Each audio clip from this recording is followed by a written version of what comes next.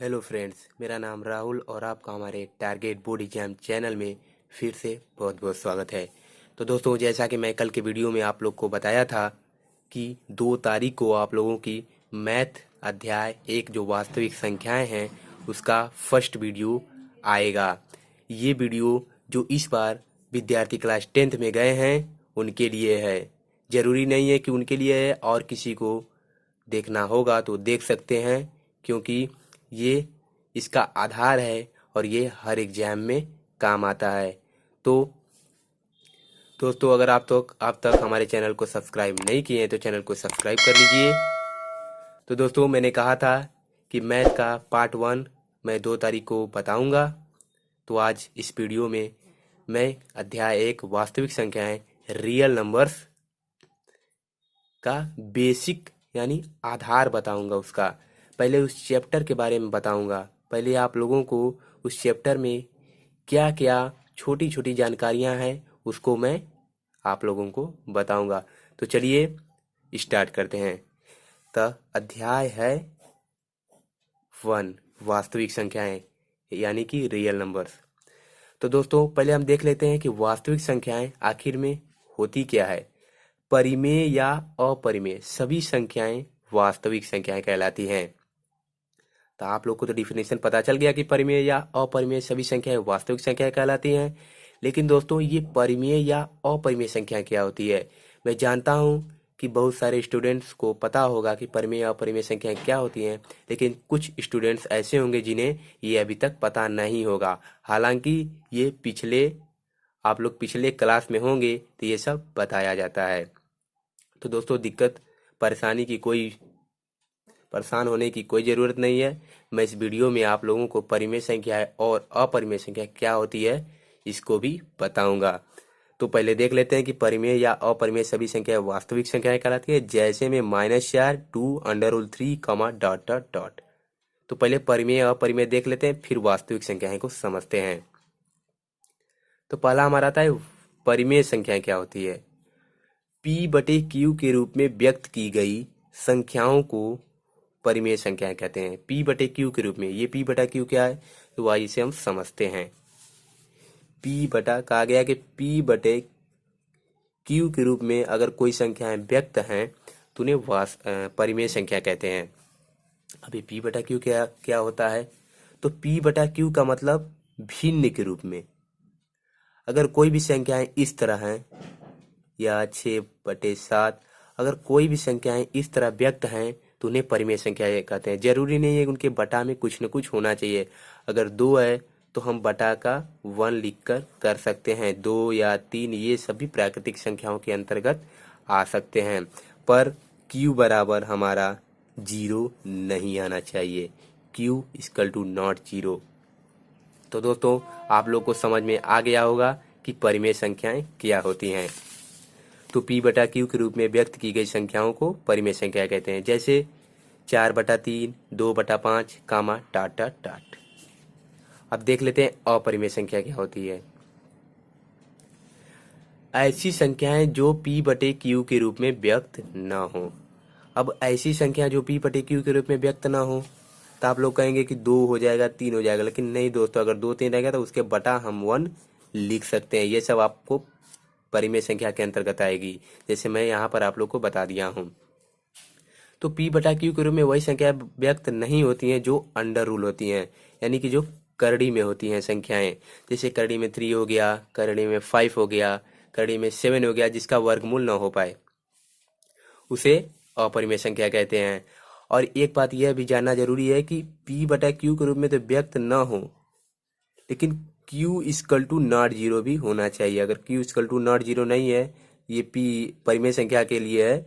अगर Q equal to not 0 होना चाहिए, अगर Q बराबर 0 है तो आपका परिमेय संख्या नहीं है। तो दोस्तों, आप लोग को समझ में आ गया। अगर कोई भी संख्या है अंडर रूल में है, यानी अंडर रूल 3, अंडर रूल 5, तो ये सब आपका अपरिमेय संख्या होती है। और ये बात भी जान लीजिए कि P और Q पूर्णांक होना चाहिए। तो आप लोग को परिमेय और अपरिमेय संख्या समझ में आ गया। तो अब आइए वास्तविक संख्याएं की ओर बढ़ते हैं। अब यहाँ दिया था कि परिमेय या अपरिमेय सभी संख्याएं वास्तविक संख्याएं कहलाती हैं। जैसे देखिए -4, 2 हो गया, अंडर रूल 3 हो गया, यानी ये आपका अपरिमेय हो गया, ये परिमेय हो गया, ये भी परिमेय हो गया, क्योंकि इसके बटा हम 1 कर सकते हैं, कामा डॉट डॉट डॉट। तो दोस्तों मैंने बहुत ही सरल तरीके से आप लोग को बता दिया। अगर आप लोगों को समझ में आ रहा है तो कमेंट में ज़रूर लिखिएगा। तो दोस्तों अब आगे बढ़ते हैं। तो दोस्तों आगे है हमारा प्राकृतिक संख्याएं। हमने अभी तक देखा वास्तविक संख्याएं, फिर परिमेय संख्याएं और अपरिमेय संख्याएं। अब देखते हैं प्राकृतिक संख्याएं क्या होती है। तो गिनती करने वाली संख्याओं को प्राकृतिक संख्याएं कहते हैं। अब ये क्या है गिनती करने वाली, यानी कि जो भी आप गिनती करते हैं 1 2 3 4 5 6 7 8 9 10 डॉट डॉट डॉट अनंत तक, जितना भी गिनती करेंगे वह सब प्राकृतिक संख्याओं के अंतर्गत आएंगे। जैसे आप 1 2 3 4 5 6 जितना भी गिनती करते जाएंगे डॉट डॉट डॉट, वो सब प्राकृतिक संख्याएं कहलाती हैं। ठीक है दोस्तों, ये तो बहुत ही सिंपल था, ये पिछले 5 6 क्लास में बताया जाता है। अगला है पूर्ण संख्याएं। ये भी बहुत ही प्राकृतिक संख्याएं, अगर आप लोग को आ रहा है तो पूर्ण संख्याओं में कोई दिक्कत नहीं है। शून्य से प्रारंभ होने वाली संख्याओं को पूर्ण संख्याएं कहते हैं। बस जो आपका प्राकृतिक संख्याएं होती है उनके आगे अगर 0 जुड़ गया तो वो समझिए कि आपकी पूर्ण संख्याएं हो गई। बस शून्य से प्रारंभ होने वाली संख्याओं को पूर्ण संख्याएं कहते हैं। ठीक है दोस्तों, ये बहुत ही सरल है। अगला है अभाज्य संख्याएं। ये थोड़ा समझने वाला क्वेश्चन है। अभाज्य संख्या क्या होती है? ऐसी संख्याएं जिनका गुणनफल 1 और स्वयं वह संख्या हो, उसे अभाज्य संख्याएं कहते हैं। ऐसी संख्याएं जिनका गुणनफल 1 और स्वयं वह संख्या हो, उसे अभाज्य संख्याएं कहते हैं।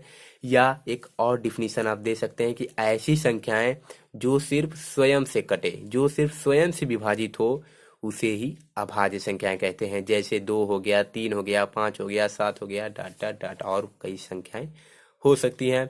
अब ये गुणनफल मतलब, यानी कि जैसे हम 3 बोले तो 3 का गुणनफल हम 1 गुना 3 ही पाएंगे, इसके अलावा हम 3 का गुणनफल और कुछ नहीं पा सकते हैं। 2 का कहेंगे तो आप 1 गुना 2 बताएंगे और इसका कोई हल नहीं है। अगर इसी पर हम 6 का पूछ दिए तो आप 2 गुना 3 भी बता सकते हैं, 3 गुना 2 भी बता सकते हैं, या 6 गुना 1 भी बता सकते हैं। अब बता सकते हैं तो इसमें जो 6 है उसका 2 भी गुणनफल हो जा रहा है, 3 भी हो जा रहा है। लेकिन अभाज्य संख्याओं में कहा गया जिसका गुणनफल 1 और स्वयं वह संख्या हो, यानी ऐसी संख्याएं जो स्वयं से कटे। जैसे 2 को सिर्फ 2 ही काट सकता है, अन्य संख्या नहीं काट सकती। तो ये अगर क्वेश्चन में आगे एग्जाम में ये भी पूछ सकता है कि सबसे छोटी अभाज्य संख्या क्या होती है, तो जो सबसे छोटी अभाज्य संख्या होती है वो 2 होती है। 2 सबसे छोटी अभाज्य संख्या होती है। तो दोस्तों 2 हो गया, 3 हो गया, 3 को भी सिर्फ 3 ही काटेगा। 1 तो मान लीजिए सबको काट सकता है, लेकिन 2 को 2 ही काटेगा, 3 को 3 ही काटेगा, 5 को 5 और 7 को 7। अगर हम 9 की बात करते हैं तो 9 को 3 भी विभाजित कर सकता है। अगर 9 को सिर्फ 9 ही विभाजित करता तब 9 अभाज्य संख्या के अंतर्गत आता। तो दोस्तों आप लोग को अभाज्य संख्या समझ में आ गया होगा। अगला देखते हैं। अगला है भाज्य संख्याएं। ऐसी संख्याएं जो स्वयं के अतिरिक्त किसी अन्य संख्या से भी विभाजित हो जाए, सिर्फ उसका उल्टा है।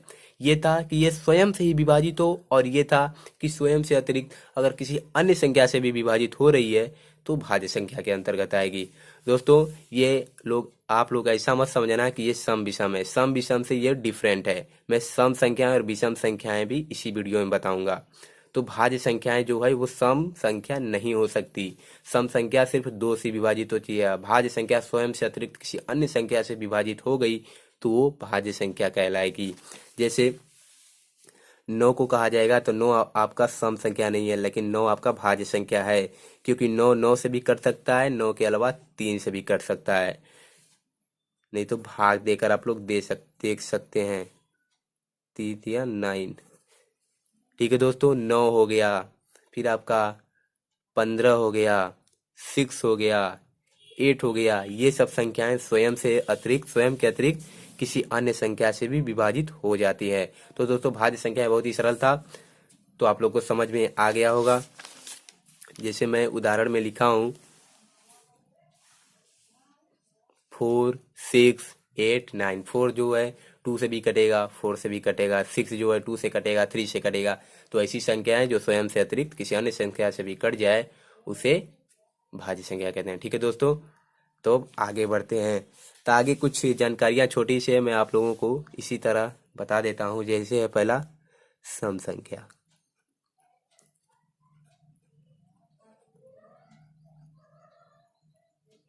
सम संख्या क्या होती है? तो ऐसी संख्याएं जो दो से पूर्णतया विभाजित हो जाए, जो संख्याएं दो से पूर्णतया विभाजित हो जाए उसे सम संख्याएं कहते हैं। जैसे आपका 2 हो गया, 4 हो गया, 6 हो गया, 8 हो गया, 10 हो गया, डॉट डॉट डॉट। जो संख्याएं दो से पूर्णतया विभाजित हो जाए उसे सम संख्या कहते हैं।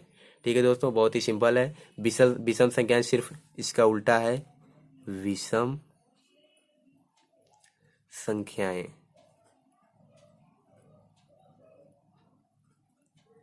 जो संख्याएं दो से पूर्णतया विभाजित न हो, जैसे 3 हो गया, 5 हो गया, 7 हो गया, 9 हो गया, डॉट डॉट डॉट, ये सब विषम संख्याएं होते हैं जो दो से पूर्णतया विभाजित न हो। पूर्णतया विभाजित न हो अर्थात सेक्समल में कुछ आए।